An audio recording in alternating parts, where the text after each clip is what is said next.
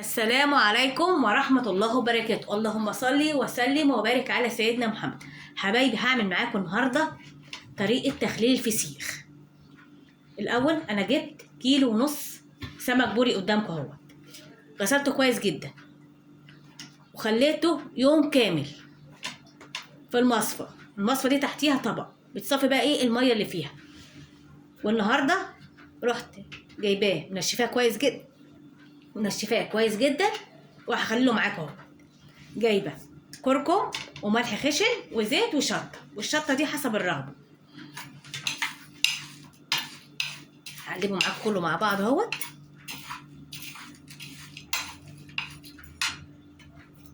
هو سهل وبسيط جدا. حط بقى بالزيت.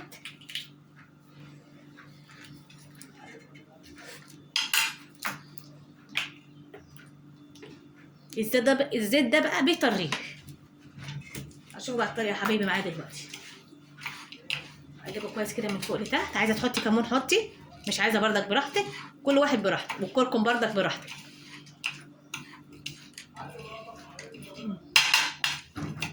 اقلبه كويس كده. هحط بقى املى النخشوش بس افتحه كده زي ما هو مفتوح كده، واملاه كويس جدا، واحطه كمان في بقه اهو. اتفس فيه كده اهو. بس كده. لازم يكون الراس مليانه ملح. في ناس بتعمله بملح بس. عايزه تحطي شطه براحتك، مش عايزه بردك براحتك، عايزه تحطي زيت براحتك. كل واحد على حسب ما بيحب. الشطة مادة حافظة. والشطه ماده حافظه، والكركم بردك ماده حافظه.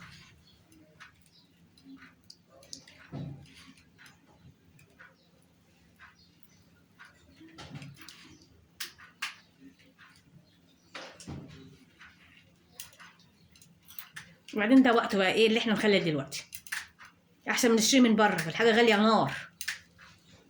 ده الكيلو البول اللي قدامكم ده ب120 جنيه.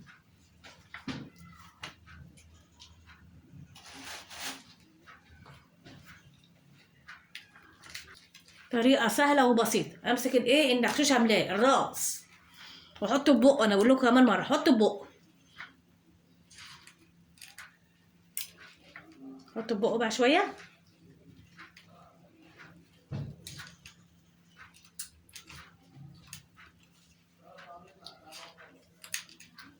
كل سمكه بتاخد 3 معالق ملح خشن.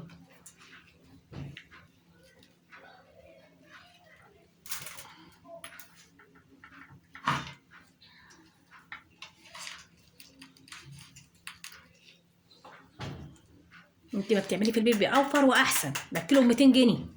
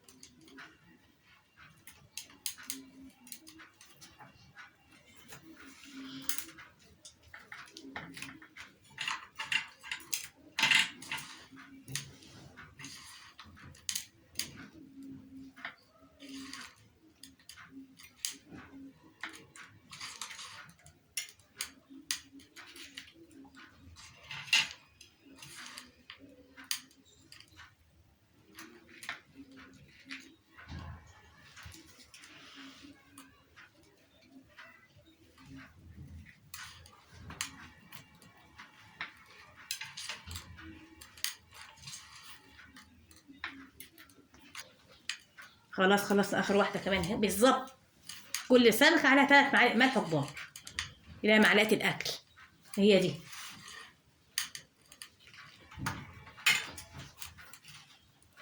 لازم تبقي ملياها قوي قوي.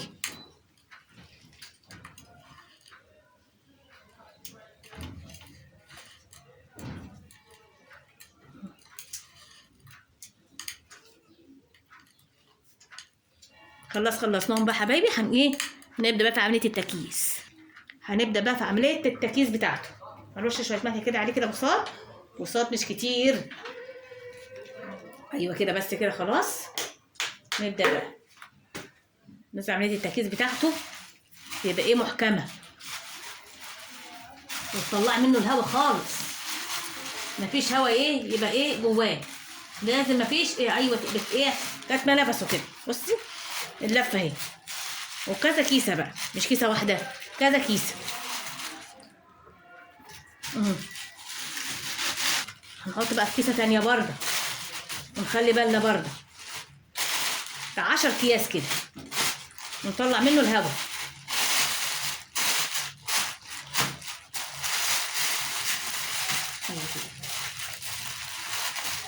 بس كده بردك نطلع منه الهواء بردك. ده دي الكيسه الخامسه، نلف نلف نلف نلف لحد ما الهواء يطلع. ايوه يبقى حطاه في 10 اكياس زي ما قلنا. دي الكيسه بقى ايه الاخرانيه.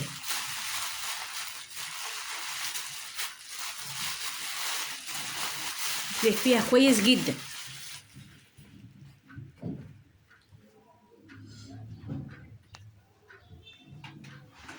خلاص يا حبايبي، خلصنا ايه تخليل الفسيخ اهوت وكيسناه تمام. ما تنسوش بقى في لايك وتعليق حلو وشير كتير. والسلام عليكم ورحمه الله وبركاته.